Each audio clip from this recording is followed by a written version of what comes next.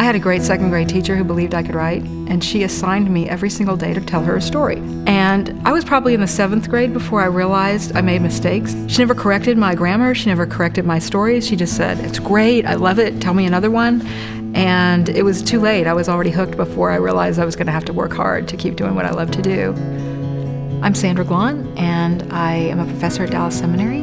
I edit Kindred Spirit magazine, and I have a writing and speaking ministry. My husband got his THM at Dallas Seminary in 1981, and when I started teaching women's Bible study, I would often grab him and say, "What does the Greek say here? What does the Hebrew say here?" And one day he left before I was able to grab him and ask his opinion, and I realized I really wanted to have the tools for myself if I was going to keep teaching the Bible, which I love to do. At that time, I was a freelance writer, and I found out that there was a writing class at Dallas Seminary. So I took it just for professional development, and I loved it. I was writing more for the secular market, and the thought of bringing a Christian worldview into what I was doing and to write from a Christian perspective was very exciting to me. It had an eternal purpose.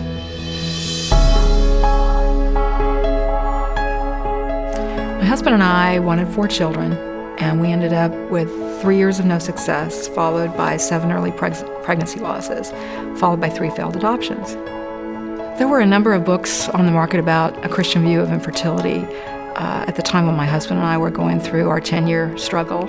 What was out there at the time either said, "Don't do anything high-tech," but it didn't tell me how to think about it. Or it said, "Anything goes," and I had a high view of life, and I was uncomfortable with some of the in vitro procedures. And so we had a Christian doctor who was a graduate of Dallas Theological Seminary who'd helped us work through some of the ethical issues. And I wanted to make that available to other people that wanted to think through the issues biblically. And that was that first book I pitched as part of a writing project to a publisher.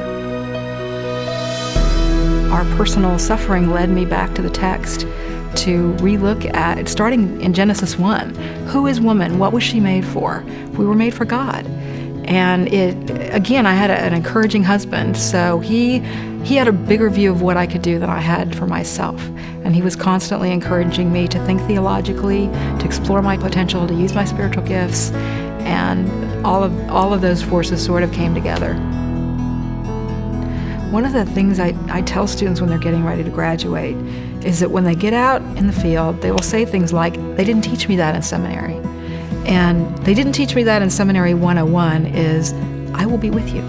Everything else is covered by, "I will be with you."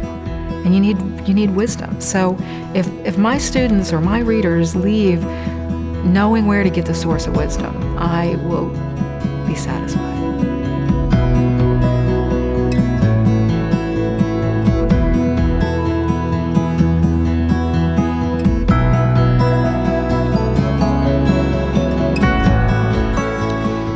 Sandra is co-founder of the ministry ASPIRE2.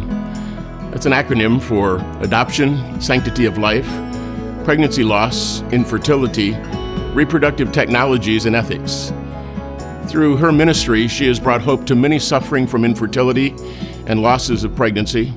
Her great desire through her writings is to help people engage in thinking that also transforms.